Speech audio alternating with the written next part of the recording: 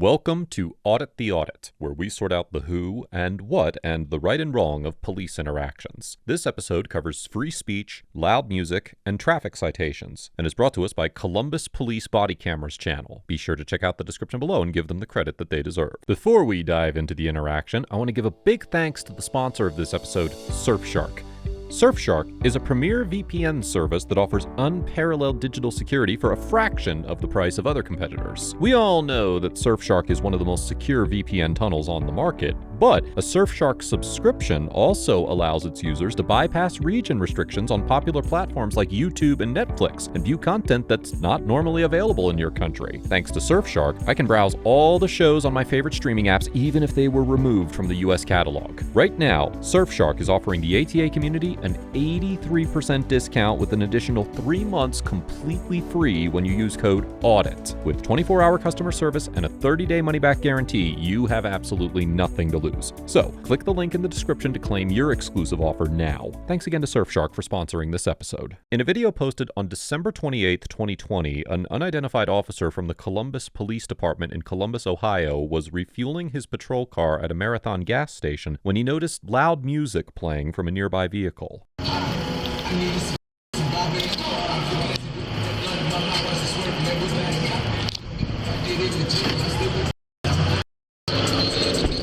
Playing this music loud, profanities spilling out. Well, next to the kids trying to say. Man, keep that down a little bit, okay, please?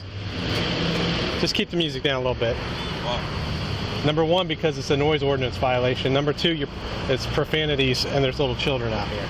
The Columbus officer approaches the Spectrum employee's vehicle and orders him to lower the volume of the music that's playing on his radio. When the driver questions the officer's command, the officer informs him that he's violating a noise ordinance and potentially exposing nearby children to profanities. We will discuss the alleged noise ordinance violation later in this episode, but as mentioned in many episodes of ATA, the use of profanities is generally protected under the First Amendment. Although Section 2917.11 of the Ohio Revised Code states that, quote, "No person shall recklessly cause inconvenience, annoyance, or alarm to another by making unreasonable noise or an offensively coarse utterance, gesture, or display, or communicating unwarranted and grossly abusive language to any person. Profanity that is not meant to intimidate others or provoke a violent response is typically considered free speech." While the 1942 Supreme Court case of Chaplinsky versus New Hampshire laid the foundation for First Amendment protection of profanities, it also established the precedent for speech to be regulated under certain circumstances. The Chaplinsky court developed the concept of so-called fighting words and defined it as, quote, "words likely to cause an average addressee to fight." However, courts have since developed different interpretations of fighting words that consider the context of the words as much as the words themselves. For example, in the 2002 South Carolina Court of Appeals case of City of Landrum versus Surratt, the court noted that, quote, "the determination of whether profane words constitute fighting words depends upon the circumstances surrounding their utterance, and that factors such as, quote, "the presence of bystanders, the accompaniment of other aggressive behavior, and whether the words are repeatedly uttered should be considered." The court went on to clarify that, quote, "whether a communication constitutes fighting words also depends in large part on the addressee of the communications." Considering that the Spectrum employee was not directing his music at anyone in particular or in a hostile manner, it is highly unlikely that the content of his music would constitute any kind of violation. However, it is important to bear in mind that the environment and context can play an important role in considering the legality of similar situations. All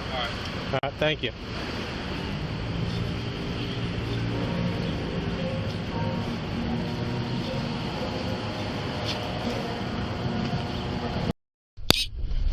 He's repeatedly played music too multiple times. Keeps driving by me, doing it over and over and over.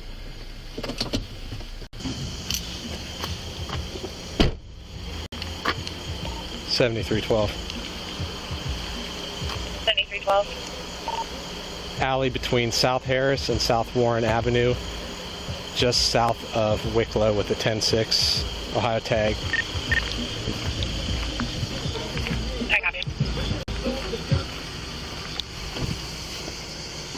License, registration, proof, insurance, please. We pull me over for. Loud sound. 25 feet away is the minimum that you can't blow past.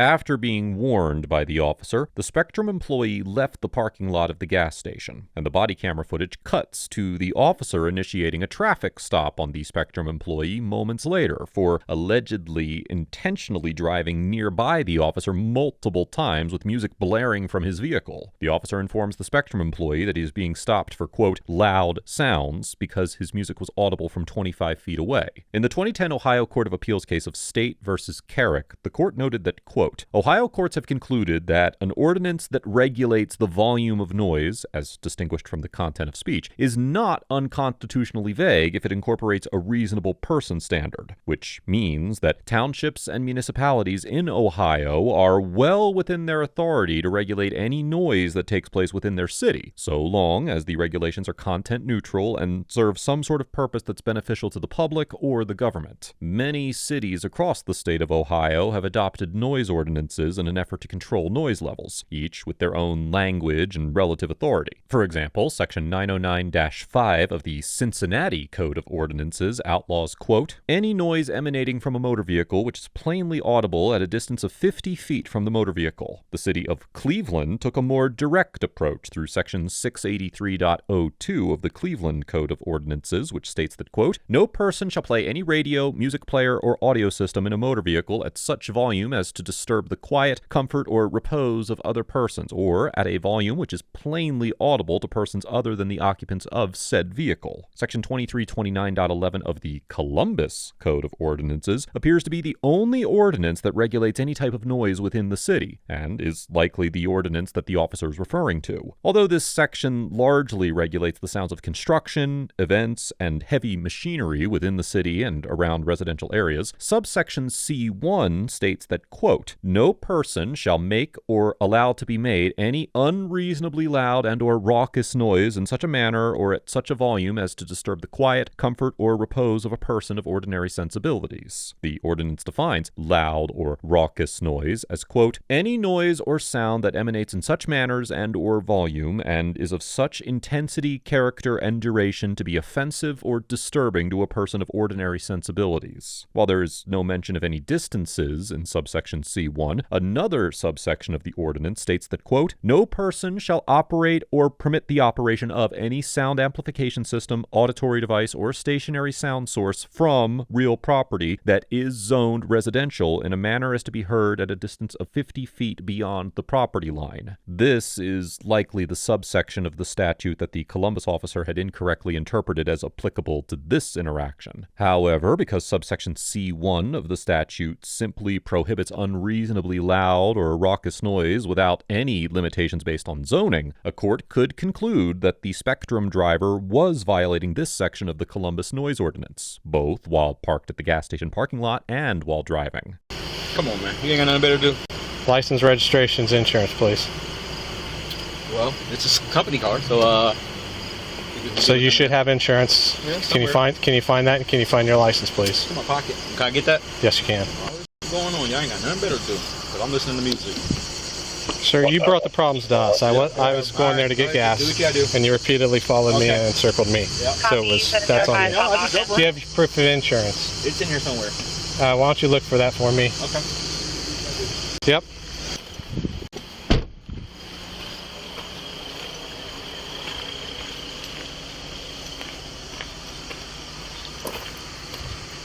All right, here is your license. Need a signature for you here. It's Nah, not it's an not admission of guilt. Not happening. Okay, refused. The officer attempts to issue the Spectrum employee a citation, but he refuses to sign it, and he goes on to deny the officer's assertion that he must attend court. As mentioned on previous episodes of ATA, so long as they have acquired probable cause, members of law enforcement are generally within their authority to arrest anyone for any suspected violation, regardless of severity of the violation. Citations serve as a means to hold individuals accountable for minor violations of the law and to provide them with an opportunity to dispute the charges in court court without making an arrest. Unlike most states, Ohio has drafted specific statutes and established legal precedent aimed at reducing the potential for citizens to be arrested for minor violations. In the 2003 Ohio Supreme Court case of State v.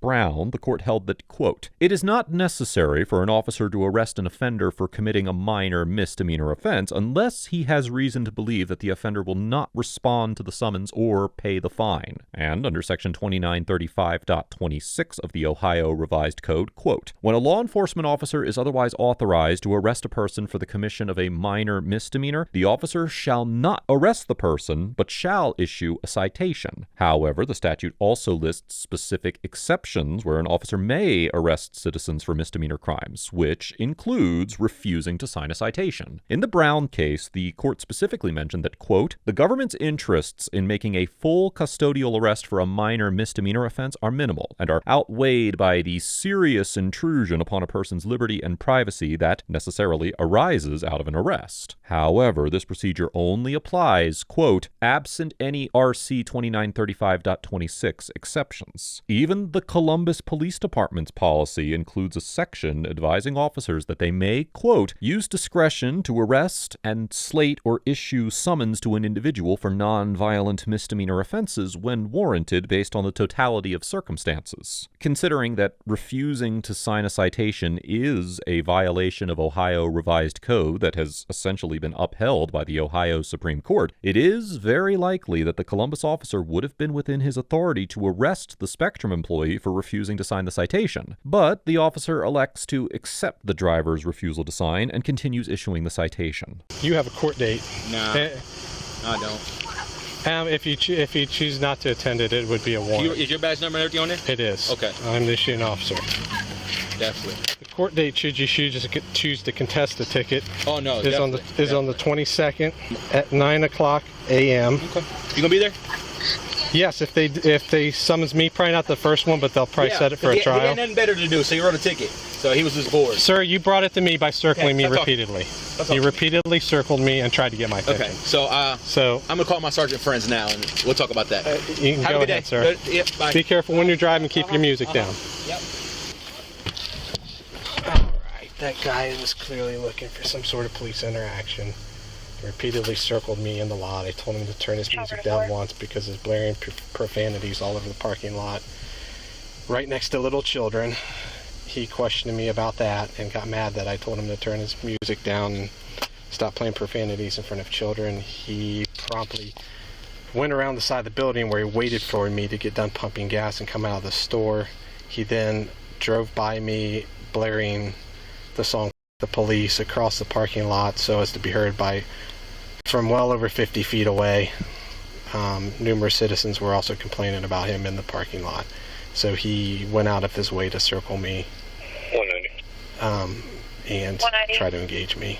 After issuing the driver a citation, the Columbus officer returns to his patrol car and verbally recounts his version of the events to his body camera before leaving the scene without further incident. Unfortunately, not very much information was available regarding this interaction or the outcome of the legal proceedings. If you have any information regarding this interaction, feel free to comment below and I will update the description as necessary. Overall, the Columbus officer gets an A- because although he seemed somewhat confused about the language of Columbus's noise ordinance, he maintained a calm and relatively professional demeanor despite the driver's attitude, and remained within the bounds of his authority throughout the interaction. As mentioned in the episode, the profane nature of the music was not a relevant factor in the legality of this interaction. However, the officer appeared to be under the impression that he retained the authority to stop the music based on its content alone. This is a common misconception amongst members of law enforcement, and there are very few situations where an officer would be within their authority to stop music because it's too profane. The officer also incorrectly cited the so-called hearing distance language of the Columbus noise ordinance, but did not appear to do so maliciously, as the driver's alleged conduct would still fall within the scope of the ordinance regardless. The officer was within his authority to arrest the driver for refusing to sign the citation, and I commend his decision to allow the driver to leave the scene with a ticket. Although this officer wasn't necessarily correct during every point point of this encounter, he ultimately remained within the bounds of his authority and carried out this stop with professionalism and courtesy. The Spectrum employee gets a C-